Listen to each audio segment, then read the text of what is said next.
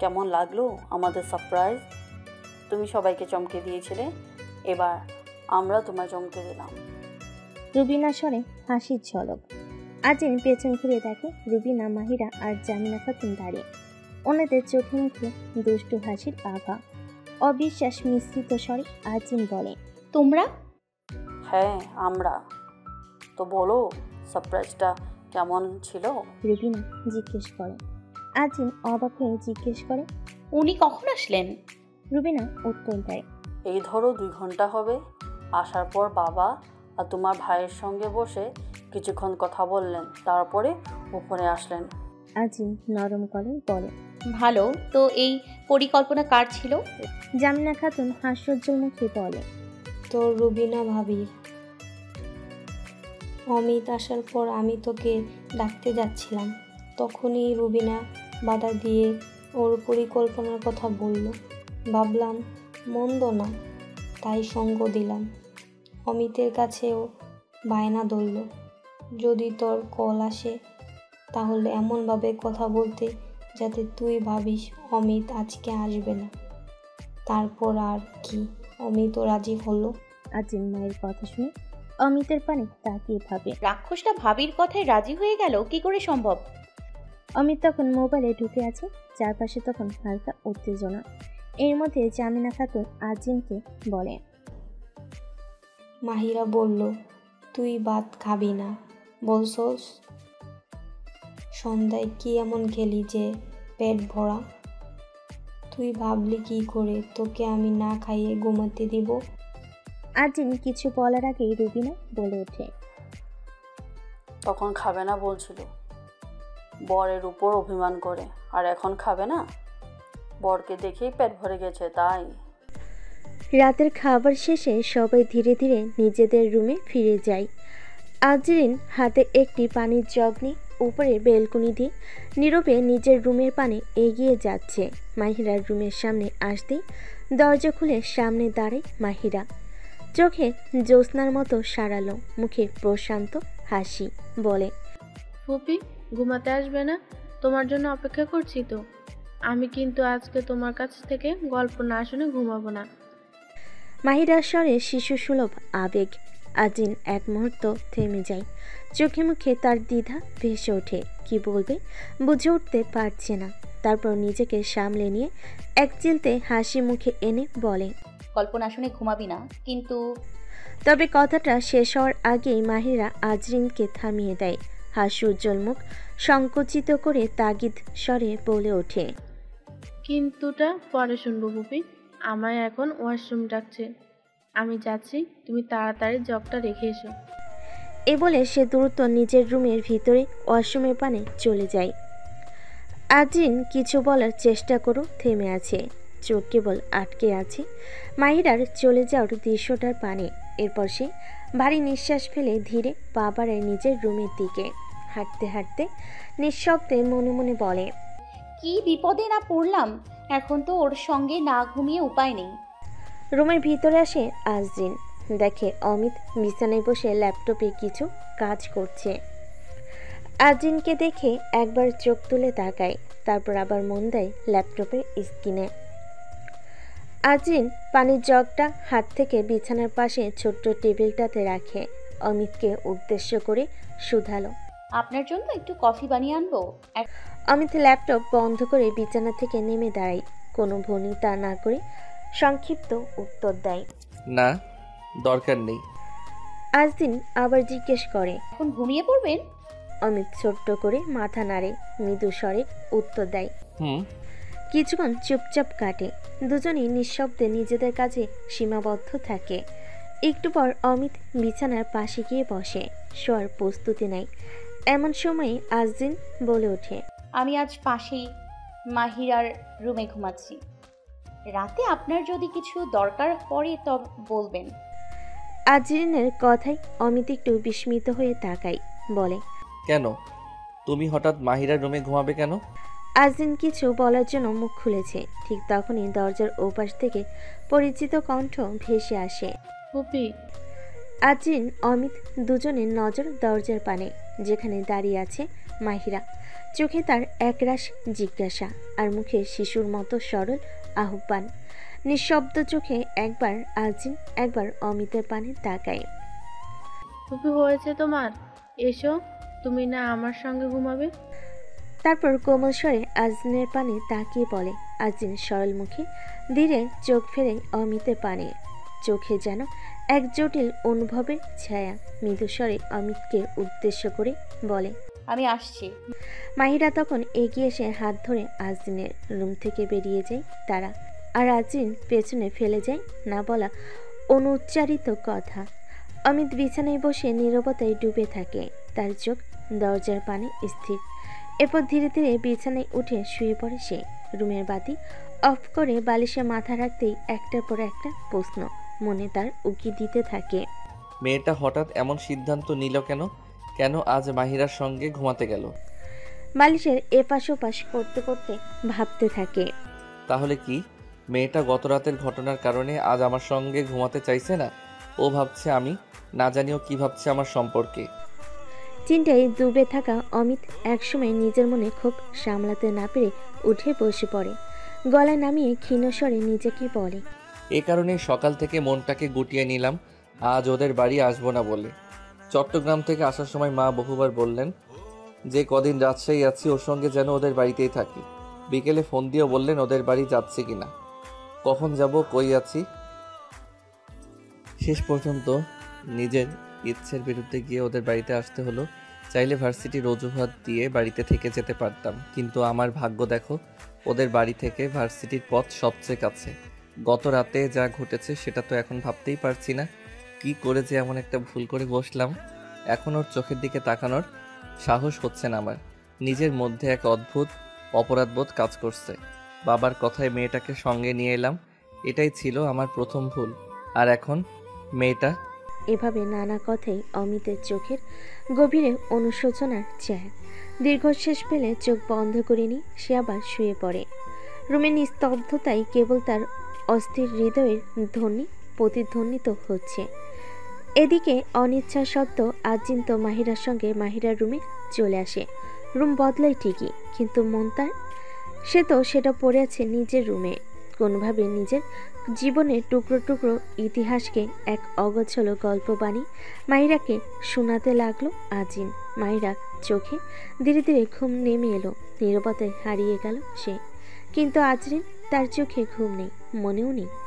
নিশ্চল দৃষ্টিতে তাকিয়ে আছে সিলিংয়ের পানে, যেন কোনো অদৃশ্য ভাবনার উত্তর লুকিয়ে আছে সেখানে। তার দেহ হয়তো পড়ে আছে ওই বিছানায় মাহিরার পাশে, কিন্তু আত্মা তো পড়ে আছে আরেক বিছানায়, আত্মিক মানুষটার পাশের বালিশে। সেখানে আত্মা ঘুমিয়ে পড়েছে একান্ত ভালোবাসাকে আপন করে। পরের দিন দুপুর। যুগ বদলেছে, সে সঙ্গে বদলে গেছে দেশের আবহাওয়া। এখন আর নিয়ম মানে না কিছু, না ঋতু হিসেব, না সময়ের ধারা। এখন আর প্রকৃতির ইচ্ছের ব্যাখ্যা নেই। যখন ইচ্ছে রূপ বদলায় সে। এই তো সময়টা এখন বর্ষা না, তবুও গত কদিন ধরে রাজশাহীতে থেমে থেমে বৃষ্টি পড়ে চলেছে।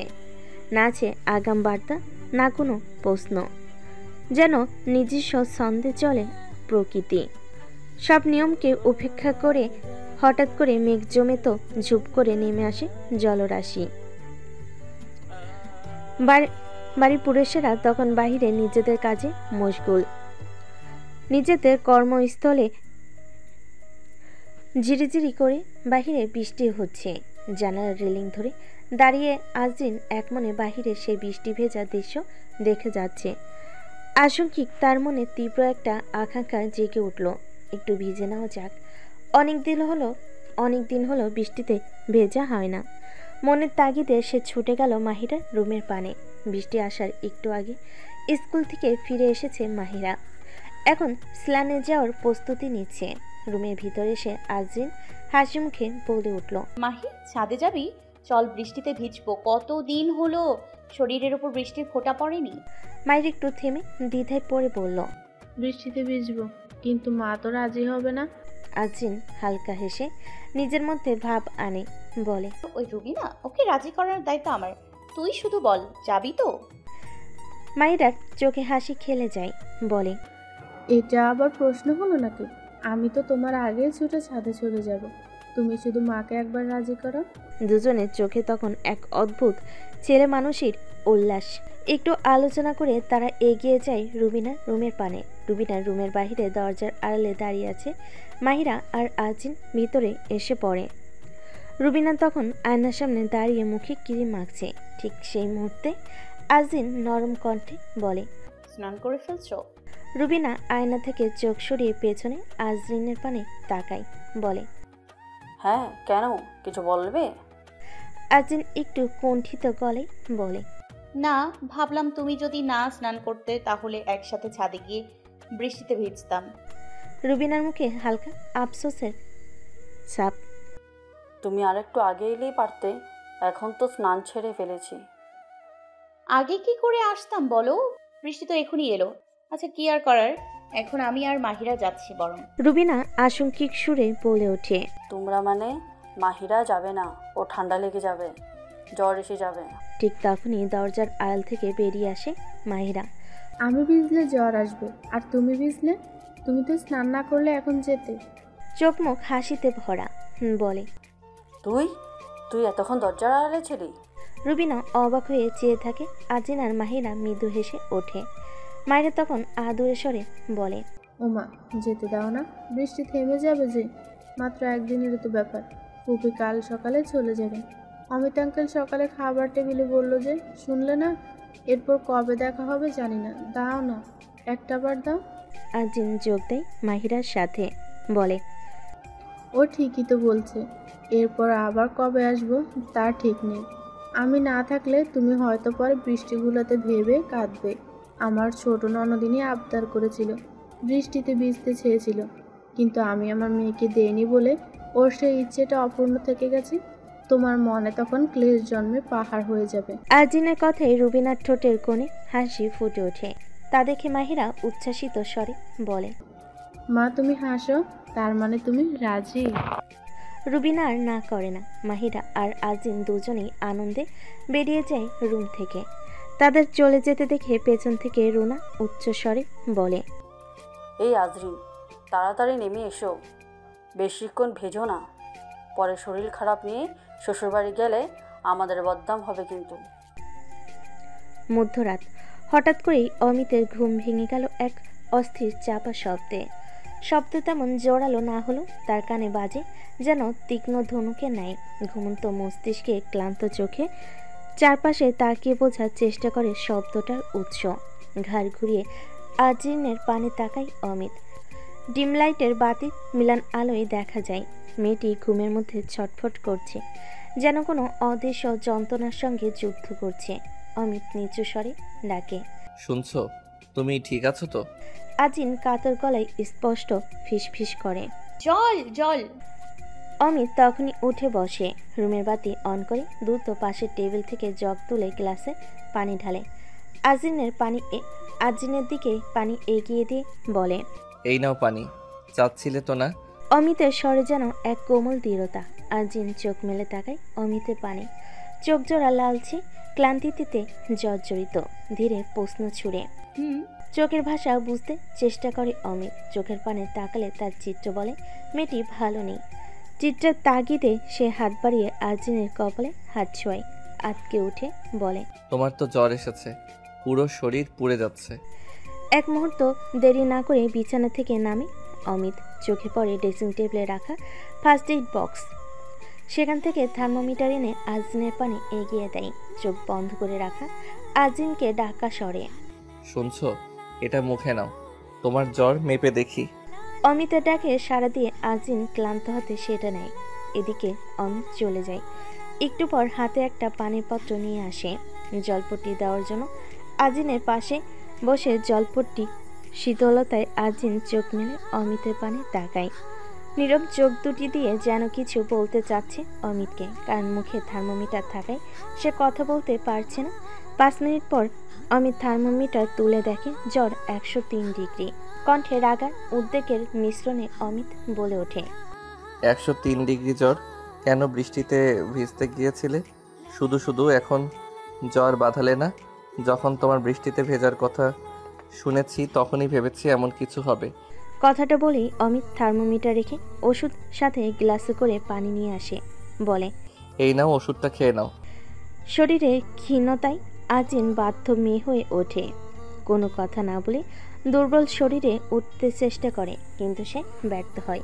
তা দেখে অমিত এগিয়ে আসে, তাকে ধীরে ধীরে বসিয়ে দেয়, জিজ্ঞেস করে, পেটে কিছু আছে? খালি পেটে ওষুধ খাওয়া ঠিক না। আজিন কাতর গলায় উত্তর দেয়, না। না মানে? অমিত গভীর দৃষ্টিতে তাকায়, ওষুধ এগিয়ে দিয়ে বলে, ওষুধটা খেয়ে নাও, আর ওষুধটা কাজ না করলে কাল চট্টগ্রাম যাওয়ার আগে যদি বৃষ্টি হয় আরেকবার বৃষ্টিতে ভিজে নিও, দেখবে পুরোপুরি সুস্থ। অমিতের কথায় আজিন ক্ষীণ মিশ্রিত মৃদু হাসে। অমিত আবার জিজ্ঞেস করে, এখন আর কি জলপট্টি দেওয়া লাগবে? না, এখন ঠিক আছি। ওষুধ খেয়েছো মাত্র, এখনই ঠিক হয়ে যাওয়ার কিছু হয়নি। এখন ঘুমানোর চেষ্টা করো। ওষুধ খেয়েছো, জ্বর এখন ছেড়ে দিবে, ভোরে আবার বের হতে হবে। এটা বলে বাতি নিভিয়ে ধীরে ধীরে পাশে শুয়ে পড়ে অমিত। রুমে নেমে আসে অস্থিরতাকে কাটিয়ে এক নিঃশব্দ কোমলতা। প্রায় 2 মাস পর আজ আজিনদের ডিপার্টমেন্টে নবীনবরণ অনুষ্ঠান। আজকের দিনটার জন্য আজিন বেশ কিছুদিন ধরেই প্রস্তুতি নিচ্ছে। শাড়িটা কী করে পরবে, কিভাবে চুল বাঁধবে, কোন জুতাটা মানাবে, এসব ছোট ছোট প্রশ্নে ছিল যত্নের ছোঁয়া। কারণ আজকের দিনটা শুধু কোনো অনুষ্ঠান না, বরং আজকের দিনটা তার জীবনের এক নতুন অধ্যায়ের প্রথম বাধা। রুমে আয়নার সামনে দাঁড়িয়ে আছে আজিন, নিজেকে দেখছে আর ভাবছে, আজকে শুধুই কি আমরাই নবীন? ক্যাম্পাসটাও তো আজকে আমাদের চোখে নতুন করে ধরা দিবে। নতুন বন্ধুত্ব, নতুন পথ চলা, আর হয়তো নতুন কিছু অনুভবও অপেক্ষা করছে সামনে কোথাও। হঠাৎ ফোনের রিংটোনে ধ্যান ভাঙে আজিনের। সে চমকে আয়না থেকে চোখ সরিয়ে সামনে ড্রেসিং টেবিলের উপর রাখা মোবাইলের পানে তাকায়। স্ক্রিনে ভেসে উঠছে ঐশী কলিং। কলটা রিসিভ করে ফোনটা কানে তুলে আজিন বলে, হ্যালো। ও পাশ থেকে ভেসে এলো ঐশীর উৎকণ্ঠিত কণ্ঠস্বর।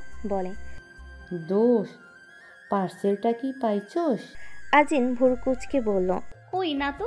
ঐশী বিস্মিত স্বরে আবার বলে, কি পাস নাই মানে? ডেলিভারি ম্যান তো বলল দিয়ে দিছে। আজিন দ্রুত শুধালো, কখন দিল? ঐশী যেন নিজেই বিভ্রান্ত হয়ে গেল। বলে, কি বলিস? দাঁড়া, আমি ওনাকে আবার কল দিচ্ছি। আচ্ছা ঠিক আছে। আর শোন, তুই তো মনে হয় উপরে রুমে আসিস, নিচে নেমে একবার দেখে আয় তো বাসার কেউ আবার রিসিভ করলো কিনা। আচ্ছা আমি দেখছি। কথাটা বলে আজিন কলটা কেটে দেয়। তাড়াহুড়ো করে ফোনটা হাতে নিয়ে রুম থেকে বের হওয়ার জন্য পা বাড়ালো। দরজার কাছে আসতে আচমকা ধাক্কা একজন মানুষের সাথে। মুখ দিয়ে তার অজান্তেই বেরিয়ে এলো, উফ। চোখ তুলে তাকিয়ে দেখে অমিত কড়া দৃষ্টি নিয়ে তাকিয়ে আছে তার সামনে। আজিন মুখচন্দ্রখানা কুঁচকে বিরক্তি গলায় বলে ওঠে, আপনি রুমে আসার সময় অন্তত একটু আওয়াজ দিয়ে আসতে পারতেন। খেলাম নি ধাক্কা, ব্যথা পেয়েছি তো। অমিত ঠান্ডা গলায় প্রতিবাক্যে বলে, আমি কি গাড়ি নাকি যে হর্ন দিব? আর তুই কাসিম হয়ে হরিণের মতো ছুটছ কেন? আজিন ভুরু সংকুচিত করে বলে, আমি মানুষ না কাছিম, না রাক্ষস, না খরগোশ, না হরিণ। আমার যখন যেমন গতিতে ছোটার প্রয়োজন হবে আমি তখন তেমন গতিতে ছুটবো। পথ ছাড়ুন, আমার দেরি হয়ে যাচ্ছে। অমিত আজিনের সামনে হাত বাড়িয়ে একটা কাগজে মোড়ানো বক্স এগিয়ে দিল আর বলে, দেরি হচ্ছে না? তুমি অলরেডি দেরি করে ফেলছো। আজিন নির্বাক দাঁড়িয়ে একবার বক্সটার পানে তাকালো, তারপর আবার অমিতের চোখে চোখ রাখলো। তখন অমিত বলে উঠল, এটার জন্যই তো এত ছোটাছুটি, তাই না? বাকরুদ্ধ আজিন বক্সটা হাতে নিল, চোখে বিস্ময়ের ছায়া, কণ্ঠে কৌতূহল নিয়ে বলল, আপনি এটা কোথায় পেলেন? অমিত ধীর পায়ে রুমের ভিতরে হাঁটতে হাঁটতে বলে, তোমার বয়ফ্রেন্ড অনেকক্ষণ ধরে কলিং বেল বাজাচ্ছিল, তুমি আসছিলে না, তাই আমি গিয়ে দরজা খুললাম।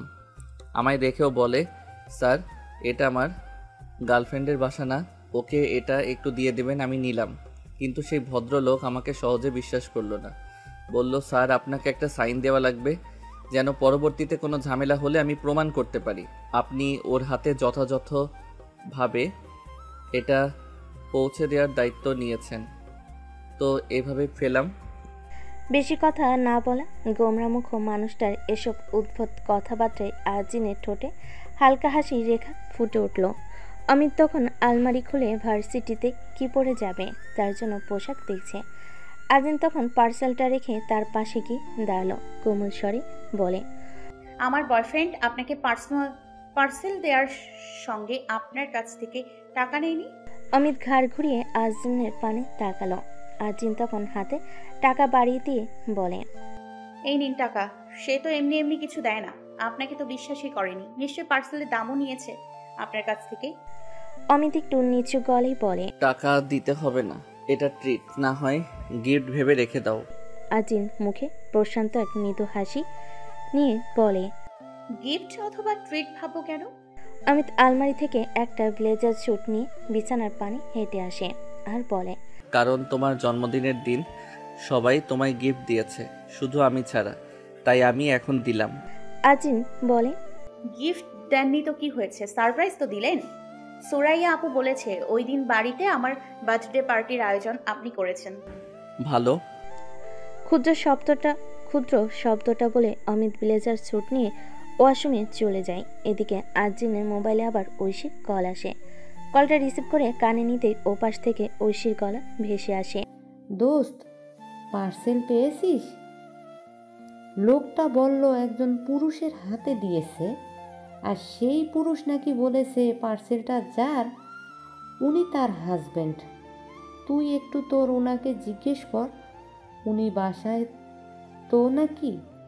খুব সম্ভাবনা ওনার হাতে দিয়েছেন। ঐশীর কথাই এক মুহূর্তের জন্য আজি স্তব্ধ হয়ে যায়। ঐশীর কথার প্রতিবাক্য না দিয়ে নিজের ভাবনার দুনিয়ায় হারিয়ে যায়। ভাবে, বাহ, উনি ডেলিভারি ম্যানকে বলেছেন উনি আমার হাজবেন্ড। সূর্যটা বুঝি আজ উল্টো দিকে থেকে উঠেছে। আজিনের প্রতিবাক্য না পেয়ে ওপাশ থেকে ঐশী আবার বিরক্তি স্বরে বলে ওঠে, কিরে, কিছু বলছিস না কেন? ভাবনার জাল ছিঁড়ে আজিন বলে, তারপর স্বাভাবিক স্বরে বলে, তুই তো একরাশ কথা বলেই যাচ্ছিস, আমায় বলার সুযোগ আর দিলি কই? আচ্ছা বল। পার্সেল পেয়েছি, তোর আঙ্কেল রিসিভ করেছে। ঐশী অবাক হয়ে বলে, কে? কোন আঙ্কেল? তোর শ্বশুর? আজিন মুখে বিদ্রুপের হাসি টেনে বলে, একটা থাপ্পড় খাবি। আমার হাজবেন্ড মানে তোর সেই অমিত আঙ্কেল, ওনার কথাই বলছি। ঐশী হেসে গড়িয়ে পড়ে, ও, বুঝিয়ে বলবি না? আসলে সম্পর্কটা এত দ্রুত বদলে গেল। যাকে এতদিন কেরাস থুকু ভাইয়ার চোখে দেখতাম, তাকে এখন সেই চোখে কিভাবে আঙ্কেল হিসেবে দেখি বল?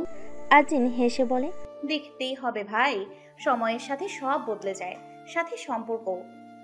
এখন বল, প্রিয়ার সাথে কথা হয়েছে? কখন বের হবে ও, কিছু জানিস? 9:30 কিংবা 10টা। তোর সাথে কথা হয়নি এখনো? না রে, সকাল থেকে এখনো হয়নি। ঐশী হালকা নিষ্প্রাণ স্বরে বলে, দেখ, আমি এখন তোর থেকে দূরে আছি বলে আবার আমার জায়গাটা যেন প্রিয়াকে দিয়ে দিস না, বুঝলি? ঐশীর কথায় হেসে ওঠে আজিন।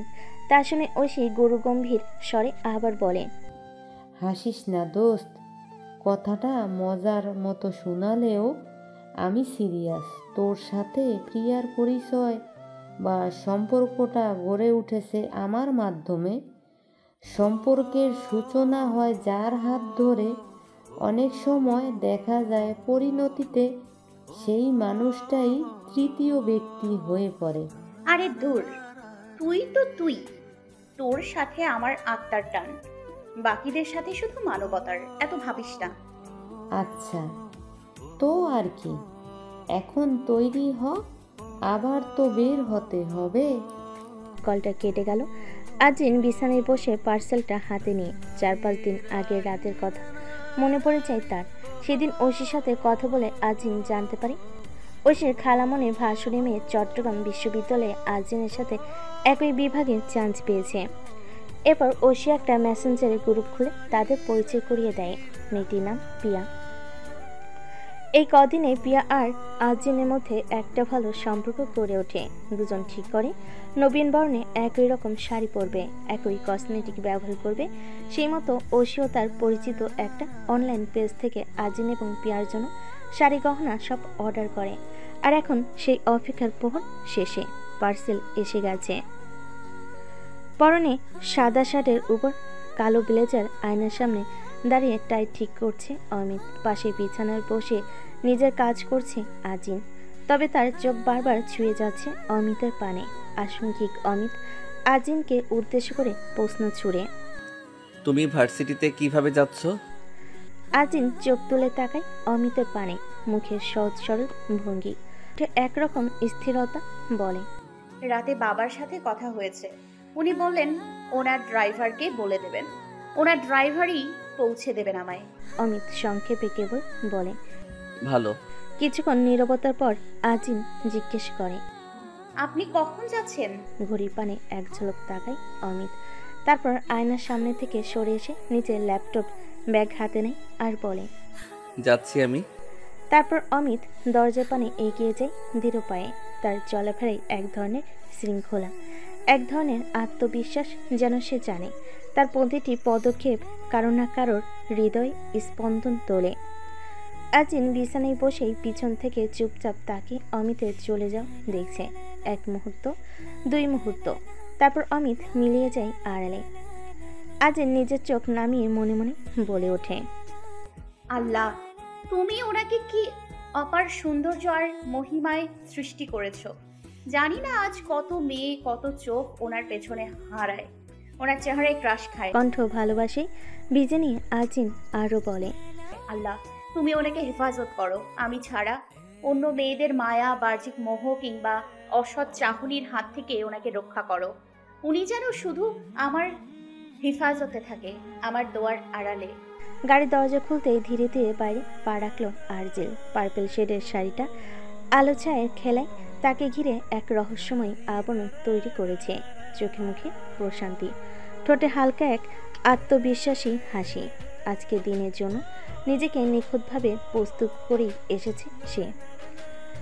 গেটের পাশে তার আসার অপেক্ষা করছে পিয়া। চোখে ছিল এক অজানা প্রত্যাশা আর মনে অদৃশ্য উত্তেজনা। পিয়া আর আজিনের আজ প্রথম দেখা হলো। আজিন চোখ তুলে গেটের পানে তাকাতেই দাঁড়িয়ে থাকা পিয়াকে মুহূর্তেই চিনে নেয়। এতদিন যাকে ছবিতে দেখেছে, আজ চোখের সামনে সেই ছবিটা যেন জীবন্ত হয়ে ধরা দিয়েছে। আজিন পিয়ার পানে এগিয়ে যায় এক নিশ্চিন্তে মুক্ত হাঁটায়। পিয়াও আজিনকে দেখে চিনতে দেরি করে না। আজিনের পানে ধীরে ধীরে এগিয়ে আসে। দুজন মুখোমুখি দাঁড়ায়, চোখে চোখ রাখে।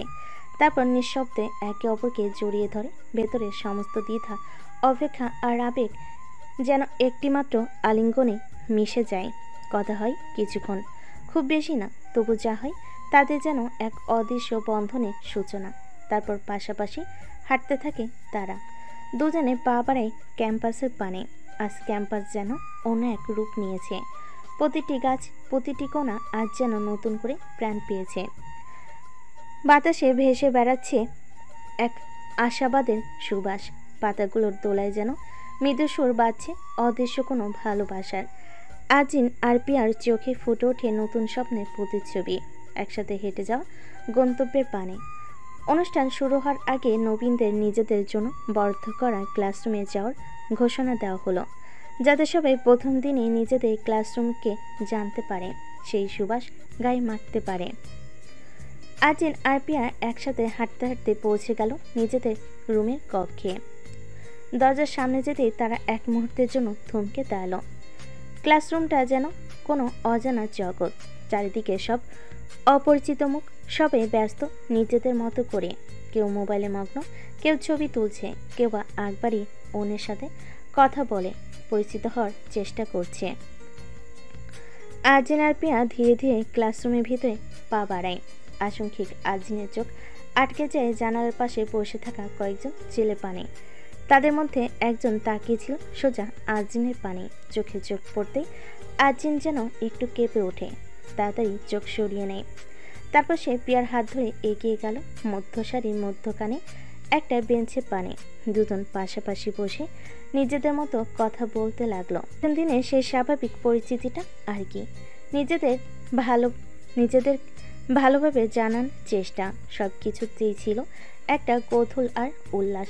কিন্তু হঠাৎ করে দরজার পানে চোখ যায় আজিনের। ক্লাসরুমের ভিতরে আসছে অমিত। আজিনের হৃদয়ে গতিপথ এক মুহূর্তে বদলে গেল। বুকের ভেতর ওঠে এক অজানা ঝড়। গলা শুকিয়ে যাচ্ছে তার। ঘন ঘন শুকনো ঢোক গিলতে লাগলো আজিন। আশঙ্কিক অমিতের অপ্রত্যাশিত আগমন আজিন কিছুতেই স্বাভাবিক থাকতে পারছে না। নিজের শরীরের গতিবেগ সে ধীরে ধীরে নিয়ন্ত্রণ করতে লাগলো। অমিত দৃঢ় পা ফেলে এগুতে লাগলো ডেস্কের পানে। ডেস্কের সামনে গিয়ে দাঁড়িয়ে পুরো ক্লাসরুমে চোখ বোলাতে লাগলো সে। তার উপস্থিতিতে যেন পুরো রুমটা থেমে গেল। নিস্তব্ধের চাদরে ঢেকে গেল চারপাশ। কেউ বিস্ময়কর, আবার কেউ মোহিত দৃষ্টিতে তাকিয়ে রইল তার পানে। ধীরে ধীরে বসে আসন দখল করলো তারা। এরপর নিস্তব্ধতা ভেঙে মেয়েদের ফিসফিস স্বর ভেসে এলো।